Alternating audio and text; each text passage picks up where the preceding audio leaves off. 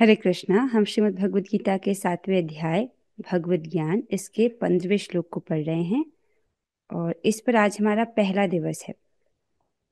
देखिए, पिछले श्लोक में आपने पढ़ा था, भगवान कहते हैं कि प्रकृति के 3 गुण वाली मेरी इस दैवी शक्ति को पार कर पाना कठिन है, किंतु जो मेरे शरणागत हो जाते हैं वे सरलता से इसे पार कर जाते हैं। भगवान ने कहा था, जो उनकी शरण ग्रहण करता है वो बड़ी आसानी से इस माया को पार कर जाता है। तब फिर प्रश्न बनता है, तो फिर सभी आपकी शरण ग्रहण क्यों नहीं करते भगवान? समझते हैं प्रश्न क्या है? इस श्लोक का लिंक समझ रहे हैं पिछले श्लोक से? तो सभी आपकी शरण ग्रहण क्यों नहीं करते, अर्थात आपकी शरण ग्रहण कर लेंगे तो इस दुरत्य माया को पार कर जाएंगे, तो सब आपकी शरण ग्रहण क्यों नहीं करते हैं? प्रश्न समझ आ रहा है? तो जिसके उत्तर में भगवान कह रहे हैं, ये लिंक है श्लोक का। आइए श्लोक की कुछ आवृत्ति करेंगे। जो भक्त गाना चाह रहे हैं वे हाथ खड़ा कर सकते हैं। शाली माता जी, आप गाएं। न माम दुष्कृतिनो मूढ़ा न मां दुष्कृतिनो मूढा प्रपद्यन्ते नराधमाः प्रपद्यन्ते नराधमा मायया अपहृतज्ञाना मायया अपहृतज्ञाना आसुरं भावमाश्रिताः। आसुरं भावमाश्रिता। Very nice. अनीता माता जी, आप गाएं। न माम दुष्कृतिनो मूढ़ा न मां दुष्कृतिनो मूढा प्रपद्यन्ते नराधमाः प्रपद्यन्ते नराधमाः मायया अपहृतज्ञाना माहिया अपरिज्ञाना आसुरं भावमाश्रिताः। आसुरं भावमाश्रिताः। हरि कृष्ण। बहुत अच्छी माता जी। ये श्लोक बहुत दिलचस्प है। भगवान एक प्रकार से डांट भी रहे हैं, राइट? और क्या कह रहे हैं? 4 प्रकार के लोगों का वर्णन कर रहे हैं जो उनकी शरण में नहीं आते हैं। जो निपट मूर्ख है, जो मनुष्यों में अधम है, जिनका ज्ञान माया द्वारा हर लिया गया है, तथा जो असुरों की नास्तिक प्रकृति को धारण करने वाले हैं, ऐसे दुष्ट मेरी शरण ग्रहण नहीं करते। भगवान चाहते हैं कि सभी माया को पार करके उनके पास आए, राइट? तो ये सब जो है, सभी नालायक जो है, ये है तो सब भगवान के जीव ही। तो जैसे माँ अपने बच्चे को डांटती है कि दुष्ट, राइट? तो भगवान इनको डांट रहे हैं कि जो निपट मूर्ख हैं, मनुष्यों में अधम है, मनुष्यों में भी नीच, और मनुष्यों में जो सबसे अधम मीन्स नीच है, जिनका ज्ञान तो है लेकिन माया के द्वारा जिनका ज्ञान ढक लिया गया है। और वो कैसे हैं? असुरों की नास्तिक प्रकृति। असुर अर्थात जो शास्त्र के अनुसार, जो शास्त्र को नहीं मानते। ठीक है? असुर और देवताओं में यही एक भेद है कि देवता जो है वो शास्त्र को मानते हैं, शास्त्र के अनुसार कार्य करते हैं, और असुर जो है वो वेद के प्रमाण को नहीं मानते।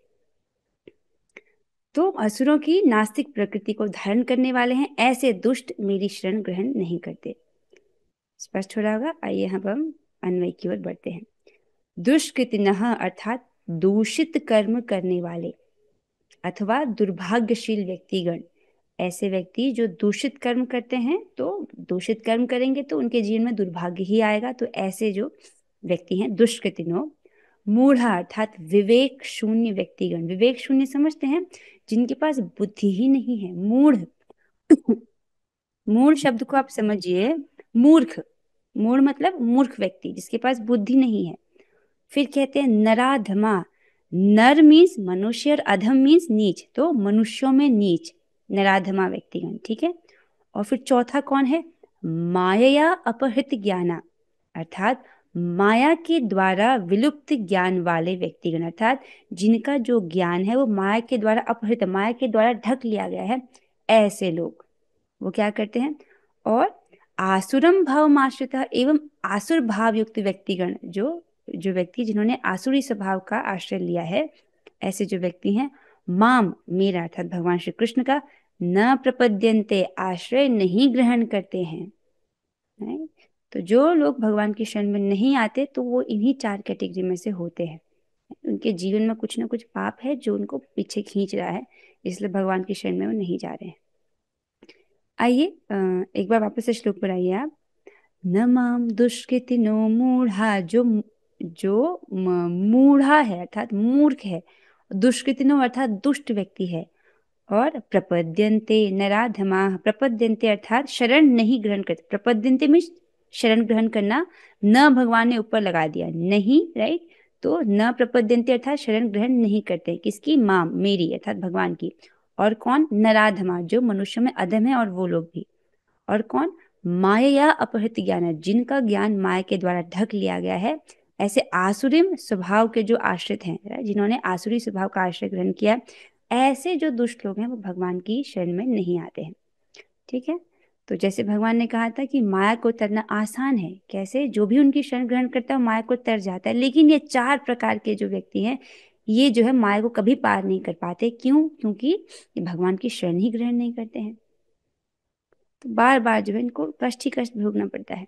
आइए तात्पर्य की ओर पढ़ते हैं। बहुत सुंदर तात्पर्य है, प्रभुपाद जी ने इस श्लोक पर बहुत लंबा तात्पर्य और बहुत अच्छा तात्पर्य दिया है, सो हम कुछ दिनों तक उसका आस्वादन करेंगे। आइए तात्पर्य की ओर बढ़ते हैं। अनुवाद और तात्पर्य कृष्ण कृपा मूर्ति श्री श्रीमद एसी भक्ति वेदांत स्वामी प्रभुपाद द्वारा। प्रभुपाद जी बताते हैं, भगवत गीता में ये कहा गया है कि भगवान के चरण कमलों की शरण ग्रहण करने से मनुष्य प्रकृति के कठोर नियमों को लांघ सकता है। समझ रहे हैं, प्रकृति के कितने कठोर नियम हैं। देखिए, मृत्यु आएगी ही, राइट, हम जितने भी व्यक्ति हैं यहाँ पर, सभी को मृत्यु आएगी, ये कठोर नियम है। जन्म, मृत्यु, और उसके बाद जब जो हमारा शरीर है इसमें बीमारी भी हो सकती है। हमको, हम में से कोई भी बुखार आने के लिए प्रयास नहीं करता, लेकिन फिर भी बुखार, बीमारी आ जाती है शरीर में, राइट। और बुढ़ापा, ये कठोर नियम है प्रकृति के। ठीक है, ये दया नहीं करती है प्रकृति, लेकिन अगर व्यक्ति भगवान के चरण कमलों की शरण ग्रहण करता है तो वो इन नियमों को लांघ जाता है, राइट, वो मृत्यु को भी लांघ जाता है। और देखिए ना, भक्त कितने साहसी होते हैं। हम भक्तों का लक्ष्य ही है कि हम ना मृत्यु को लांघने के लिए प्रयास कर रहे हैं। कितने लोग हैं इस जगत में जो ऐसा लक्ष्य रखते हैं, अधिक से अधिक वो सोच रहे हैं तो इसी जन्म में बढ़िया बढ़िया, राइट, भोग उनको प्राप्त हो जाए, इसके लिए प्लानिंग कर रहे हैं लेकिन, क्षमा कीजिएगा, लेकिन मृत्यु को लांघने की प्लानिंग नहीं करते, राइट। सो फिर प्रभुपाद जी आगे बताते हैं आपको। यहाँ पर यह प्रश्न उठता है कि फिर विद्वान दार्शनिक, वैज्ञानिक, व्यापारी, शासक तथा जनता के नेता सर्वशक्तिमान भगवान श्री कृष्ण के चरण कमलों की शरण क्यों नहीं ग्रहण करते। हम देखते हैं कि इस जगत में ऐसे बहुत से विद्वान दार्शनिक हैं अर्थात फिलोसोफर्स हैं, या कुछ साइंटिस्ट हैं, या व्यापारी अर्थात बिजनेसमैन, या नेता जो राजनेता आदि हैं, जनता के नेता, ये जो हैं ये क्यों सर्वशक्तिमान भगवान श्री कृष्ण की चरण कमलों की शरण क्यों नहीं ग्रहण करते। समझ आ रहा है, ऐसे लोग जो हैं वो भगवान की शरण में क्यों नहीं जाते। अगर ऐसा प्रश्न पूछा जाए तो प्रभुपाद जी आपको बताते हैं, बड़े बड़े जननेता विभिन्न विधियों से विभिन्न योजनाएं बनाकर अत्यंत धैर्य पूर्वक जन्म जन्मांतर तक प्रकृति के नियमों से मुक्ति की खोज करते रहते हैं। बड़े व्यंगात्मक ढंग से प्रभुपाद जी आपको बता रहे कि ऐसे जो बड़े बड़े जन नेता हैं, अलग अलग विधियों, राइट, अलग अलग तरीकों से अलग अलग योजनाएं बना बना करके बड़े आराम से क्या कोशिश करते हैं, ताकि हम जन्म जन्मांतर तक इस प्रकृति के नियमों से मुक्त हो सके, इस प्रकार के प्रयास करते हैं धैर्य पूर्वक। तो प्रभुपाद जी एक प्रकार से बता रहे कि वो मूर्ख हैं, राइट, जन्म जन्मांतर तक वो विधि को खोज रहे हैं, जबकि विधि तो बता दी गई है शास्त्र में, राइट, तो विधि बता दी गई तो विधि खोजने की क्या जरूरत है, राइट। किंतु यदि वही मुक्ति भगवान के चरण कमलों की शरण ग्रहण करने मात्र से संभव हो तो ये बुद्धिमान तथा श्रमशील मनुष्य, बुद्धिमान कोट एंड कोट था, आप समझ रहे, अगर ये बुद्धिमान होते तो भगवान के चरण कमलों की शरण ग्रहण कर लेते, लेकिन नहीं, कि इतनी जो सरल विधि है उसको ग्रहण क्यों नहीं करते। समझ रहे, प्रभुपाद जी व्यंगात्मक प्रश्न पूछ रहे हैं, राइट, कि जो मुक्ति भगवान के चरण कमलों की शरण ग्रहण करने मात्र से संभव हो तो ये बुद्धिमान तथा श्रमशील मनुष्य, राइट, इस सरल विधि को क्यों नहीं अपनाते। अगर कोई चीज आसान है तो उसे कर लो ना, सही तरीके से बोला कि अब भगवान को प्रणाम कर लो, राइट, भगवान की भक्ति करो, भगवान को एक पुष्प एक जल अर्पित कर दो, ऐसा कहा जाता है कि जो भगवान को प्रणाम करता है, भगवान तो मुक्ति उसको देने के लिए अपने हाथ में रखते हैं। मतलब ये इसने मुझे प्रणाम किया और ये मैंने इसको मुक्त कर दिया। जब इतना सरल है, राइट, भगवान मुकुंद जब बहुत छोटी छोटी चीजों से प्रसन्न हो जाते हैं। एक आचार्य अपने तात्पर्य में कहते हैं, जब मुक्ति को प्रदान करने वाले भगवान मुकुंद, अर्थात भगवान श्री कृष्ण का ही एक नाम है मुकुंद, वो मुक्ति को देने वाले हैं। जब वो थोड़ा सा जल, पुष्प और फल, राइट, इसी से प्रसन्न हो जाते हैं, तब इतनी बड़ी बड़ी तपस्या करने की क्या आवश्यकता है, राइट। भगवान को ये सिंपल चीजें अर्पित करें, प्रेम पूर्वक उनका भजन करें, ठीक है। लेकिन नहीं, राइट, जो लोग हैं, जो मूर्ख, हम क्या करेंगे, अनेक जन्म जन्मांतर तक विधियों को खोजते रहेंगे, ठीक है। गीता इसका उत्तर अत्यंत स्पष्ट शब्दों में देती है। तो अभी प्रभुपाद जी ने आपको यहाँ पर प्रश्न पूछा है, अगर ये इतने बुद्धिमान है तो इस सरल विधि क्यों नहीं ग्रहण करते, ठीक है। सो गीता इसका उत्तर अत्यंत स्पष्ट शब्दों में देती है। समाज के वास्तविक विद्वान, अब समझ आ रहा है, तो जो वास्तविक विद्वान होता है वो क्या करता है, वो समझता है कि भगवान श्री कृष्ण ही सभी, राइट, कारणों के कारण है, और इसीलिए, राइट, वो भगवान की शरण ग्रहण करता है। भगवान ने कहा था ना पिछले अध्याय में कि जो ऐसा योगी है, अनेक जन्मों के बाद उसको ये ज्ञान होता है कि कृष्ण ही सभी कारणों के कारण है, और इस प्रकार से वो उनकी शरण ग्रहण करता है। भगवान ने बताया था पिछले श्लोक में। तो प्रभुपाद जी कहते हैं कि समाज के वास्तविक विद्वान नेता यथा ब्रह्मा, शिव, कपिल, कुमारगण जैसे बड़े बड़े जो विद्वान है, ब्रह्मा जी आप जानते हैं सृष्टि करता है, शिव जी भगवान विष्णु के ही एक विस्तार है जो माया का स्पर्श करते हैं। लेकिन शिव जी जो है पूरी तरह से चिन्मय है, उनका जो शरीर है पूरा दिव्य है। कपिल, राइट, ये भी भगवान के अवतार है जिन्होंने सांख्य दर्शन का, राइट, जो सांख्य दर्शन है उसको स्थापित किया है। श्रीमद् भागवतम में इनका वर्णन आता है, कपिल और माता देवहूति के बीच में संवाद आता है। कुमारगण, ये 4 कुमार हैं, ये भी भगवान के अवतार ही हैं, ठीक है, जो ऊपर के लोक में रहते हैं। मनु, महाराज मनु, ये इन्होंने मनु संहिता दी है ताकि जो मनुष्य है वो उसका पालन करके उसमें उन्होंने राजनीतिक उन्होंने उसमें धर्म के नियम बताए हैं मनुष्यों के लिए। व्यासदेव को तो आप जानते हैं, महर्षि व्यासदेव, जिन्होंने, राइट, ये वेदों का संकलन किया, पुराणों का, इवन श्रीमद् भागवतम का भी इन्होंने इसके संकलन करता है, उसके रचयिता है। तो व्यासदेव जी भी भगवान के अवतार ही हैं। देवल, असित, इनके बारे में बोला जाता है कि महान ऋषि हैं, मुझे इनके विषय में अधिक नहीं पता, लेकिन अर्जुन जी भी अपने श्लोकों में कोट करते हैं कि जो देवल है, असित है, नारद है, उन्होंने भी भगवान श्री कृष्ण को पूर्ण पुरुषोत्तम भगवान के रूप में स्वीकार किया है। इस प्रकार से अर्जुन एक श्लोक में स्तुति करते हैं। जनक महाराज तो आप जानते हैं माता सीता के पिता हैं। प्रहलाद महाराज, भक्त प्रहलाद महाराज आप जानते हैं, राइट, उन्होंने हिरण्यकशिपु के पुत्र हैं वो। देखिए प्रहलाद महाराज भी भक्त हैं, कितने बड़े भक्त हैं। उनके घर में बिल्कुल भी सपोर्ट नहीं है भक्ति के लिए। उनके पिता कौन, हिरण्यकशिपु, वो वैसे तो प्रहलाद को बहुत प्रेम करते थे, लेकिन जिस दिन उनको पता चला कि ये भगवान विष्णु का भक्त है तो अपनी गोद से फेंक दिया नीचे। आप समझते कितना दुष्ट पिता है उनके, ऐसे, और ऐसे पिता जो बार बार कोशिश कर रहा है अपने पुत्र को मारने की। ऐसे तो माता पिता किसी के नहीं है ना, राइट। तो प्रहलाद महाराज जी बहुत अच्छी भक्ति करते थे, लेकिन देखो उनके घर में कैसा माहौल था, कोई सपोर्ट ही नहीं करता था उनको, राइट। फिर भी वो बहुत अच्छे रहे, बहुत महान भक्त हैं। भगवान उनके लिए, उनके उद्धार के लिए एक स्पेशल अवतार लेके आते हैं, नरसिंह भक्त, नहीं, नरसिंह अवतार। बलि महाराज, राइट, जिनसे वामन भगवान 3 पग भूमि की याचना करते हैं और पूरा सब कुछ उनका ले लेते हैं। सो वो बहुत प्रसिद्ध है इसी चीज के लिए। देखिए आज भी बलि महाराज का यश है।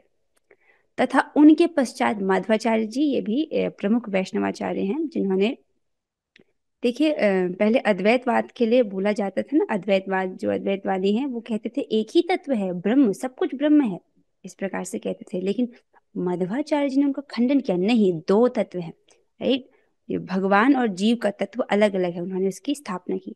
तो अब जब भी उनका चित्र देखेंगे तो वो 2 उंगली खड़ी करते हैं, तो बताते हैं भगवान और जीव अलग अलग है, वो एक नहीं है, राइट। आत्मा और परमात्मा गुणात्मक रूप से तो सेम है, सच्चित आनंद, लेकिन उनमें भेद है, ठीक है। रामानुजाचार्य जी, ये भी एक प्रमुख वैष्णवाचार्य हैं। और श्री चैतन्य महाप्रभु आप जानते हैं कि ये स्वयं भगवान श्री कृष्ण ही हैं, राइट, भगवान कृष्ण ही है, राधा रानी के भाव के सहित, भाव के साथ अवतरित हुए हैं। तो और भक्त का वेश धरे हुए हैं ताकि वो हमको भक्ति करना सिखा सकें, भगवत गीता में भगवान थ्योरी तो बता देते हैं ऐसे करना चाहिए, लेकिन प्रैक्टिकल वो करके दिखाते हैं अपने छद्म अवतार में, चैतन्य महाप्रभु के रूप में। तो प्रभुपाद जी कह रहे हैं आपको कि गीता इसका उत्तर अत्यंत स्पष्ट शब्दों में देती है। कौन सा उत्तर? कि ये जो बड़े आज के जगत के जो सो कॉल्ड वैज्ञानिक हैं, शासक हैं, व्यापारी हैं, नेता हैं, ये क्यों भगवान की शरण ग्रहण क्यों नहीं करते? राइट, अगर ये बुद्धिमान है तो सरल रास्ता क्यों नहीं अपनाते? तो गीता इसका क्या स्पष्ट उत्तर देती है? प्रभुपाद जी श्रृंखला में आगे बताते हैं कि समाज के जो वास्तविक विद्वान नेता यथा ब्रह्मा, शिव, कपिल, कुमारगण, मनु, व्यास, देवल, असित, जनक, प्रहलाद, बलि तथा उनके पश्चात मध्वाचार्य, रामानुजाचार्य, श्री चैतन्य तथा बहुत से अन्य श्रद्धावान दार्शनिक, राजनीतिज्ञ, शिक्षक, विज्ञानी आदि हैं जो सर्वशक्तिमान परम पुरुष के चरणों में शरण लेते हैं। तो ये एक वास्तविक विद्वान का लक्षण है कि वह भगवान की शरण ग्रहण करते हैं। भगवान ने इसको कहा है पिछले अध्याय में, ठीक है। किंतु जो लोग वास्तविक दार्शनिक, राइट, किंतु जो लोग वास्तविक दार्शनिक, विज्ञानी, शिक्षक, प्रशासक आदि नहीं हैं, किंतु भौतिक लाभ के लिए ऐसा बनते हैं, वे परमेश्वर की योजना या पथ को स्वीकार नहीं करते। जो वास्तविक विद्वान है वो तो भगवान की शरण ग्रहण करता है, लेकिन जो व्यक्ति इस पद पर है, चाहे वो कोई दार्शनिक हो, चाहे कोई साइंटिस्ट हो, राइट, कोई टीचर हो या कोई नेता ही क्यों ना हो, राइट, तो वो क्या करता है? किसी भौतिक लाभ के लिए अगर वो इस पद पर है तो वो भगवान की योजना और भगवान के बताए हुए रास्ते को नहीं स्वीकार करते। देखिए श्रीमद् भागवतम बताती है कि कोई भी अगर ऐसे पोजीशन पर है, किसी लीडर वाले पोजीशन में, कोई नेता है, कोई राइट किसी बड़े पद पर है, जिसके आश्रय में लोग हैं या गुरु है, तो उसका प्रमुख कर्तव्य ये है कि जो उसके आश्रय में लोग हैं वो भगवान की ओर आगे बढ़े, वो इस जन्म मृत्यु के चक्र को लांग पाए, उसकी उस ओर उसका कर्तव्य बनता है। राजा का भी प्रमुख कर्तव्य यही है कि अपने जो प्रजा है वो अपनी प्रजा को आध्यात्मिक की ओर अग्रसर करे, राइट। उसके लिए योजना होनी चाहिए कि कैसे सभी लोग भक्ति में आगे बढ़ेंगे, वरना क्या होगा? ये पूरा जगत तीनों गुणों से मोहित है, राइट, सतोगुण, रजोगुण, तमोगुण से मोहित है। अगर अगर जो राजा है, जो पद पर है, वो कुछ इस प्रकार से नियम नहीं बताता कि सभी लोग सतोगुण का अनुशीलन करें और भगवान की भक्ति करें, तो क्या होगा? अगर ऐसे नियम नहीं है तो लोग रजोगुण और तमोगुण का ही संपर्क करेंगे, और अगर समाज में रजोगुण और तमोगुण ही बढ़ेगा तो अराजकता फैलेगी, हिंसा होगी, मूर्खताएं होंगी। आप समझ रहे हैं? रजोगुणी तमोगुणी लोग शांत नहीं बैठते हैं, उत्पात ही मचाते हैं, ठीक है। आगे चलते हैं। तो आप समझ रहे हैं, जो भौतिक लाभ के लिए ऐसे दार्शनिक, विज्ञानी, शिक्षक, प्रशासक आदि बने हुए हैं, वो भगवान की योजना को स्वीकार नहीं करते हैं। उन्हें ईश्वर का कोई ज्ञान नहीं होता, वे अपनी सांसारिक योजनाएं बनाते हैं और संसार की समस्याओं को हल करने के लिए अपने व्यर्थ प्रयासों के द्वारा स्थिति को और जटिल बना देते हैं। राइट, भगवान को नहीं जानते हैं, व्यवस्था बनाने की कोशिश करते हैं, लेकिन क्योंकि वे भगवान को नहीं समझते हैं, धर्म के नियमों को नहीं समझते हैं, तो कैसी व्यवस्था बनाएंगे? एक ऐसा व्यक्ति जो स्वयं धर्म नहीं जानता, वो कैसी व्यवस्था बनाएगा, बताइए, राइट। तो ये क्या करते हैं? स्थिति को और जटिल बना देते हैं। आजकल का एजुकेशन सिस्टम आप देखिए, शिक्षा क्या है? वही शिक्षा है जिसके द्वारा मनुष्य इस जन्म मृत्यु के चक्र को लांघ सके। लेकिन आजकल का एजुकेशन सिस्टम देखिए, कहाँ कृष्ण के बारे में बताया जाता है। आप समझ रहे हैं? जिस देश में गाय कट रही हैं उसका बहुत सारा पाप होता है, और जो राजा है उस पाप का 1/6 हिस्सा उसको जाता है। 1/एक छठवां हिस्सा, समझते हैं आप? जिसके राज्य में ऐसा पाप हो रहा है और वो नहीं रोक रहा, तो उस राजा को वो पाप लगता है। देखिए हमारे देश में भी ऐसा होता है, गौ हत्या वगैरह लोग होते हैं। क्यों? क्योंकि जो बड़े पोजीशंस पर हैं वो स्वयं धर्म को नहीं जान रहे हैं। आगे चलते हैं। चूंकि भौतिक शक्ति इतनी बलवती है, इसलिए वह नास्तिकों की अवैध योजनाओं का प्रतिरोध करती है और योजना आयोगों के ज्ञान को ध्वस्त कर देती है। जो भगवान की भौतिक शक्ति है ये बहुत बलवान है, और ऐसी जो भी योजनाएं होती हैं इन तथाकथित लोगों की, ऐसी जो योजनाएं वो ध्वस्त हो जाती हैं। इसके साथ हम आज की चर्चा को यहाँ पर विश्राम देते हैं। हम कल भी इस चर्चा को जारी रखेंगे यदि भगवान ने चाहा तो। आइए अब हम 3 बार हरे कृष्ण बोल मंत्र करेंगे। आप अपने माइक कर लीजिए, हम साथ में करेंगे। हरे कृष्णा हरे कृष्णा कृष्णा कृष्ण कृष्ण कृष्ण हरे हरे हरे हरे राम हरे राम राम राम राम हरे हरे हरे। हरे हरे कृष्णा कृष्ण कृष्ण हरे हरे हरे राम राम राम हरे हरे। हरे कृष्णा कृष्ण कृष्ण हरे हरे राम राम राम हरे हरे। श्रीमद् भगवद गीता की जय, प्रभुपाद की जय। और गो श्री गुरु गौरंगा। हरे कृष्णा। थैंक यू माता जी। आप सभी भक्तों के सहयोग के लिए बहुत बहुत धन्यवाद। हरे कृष्ण माता जी। हरे कृष्ण। हरे कृष्ण माता जी।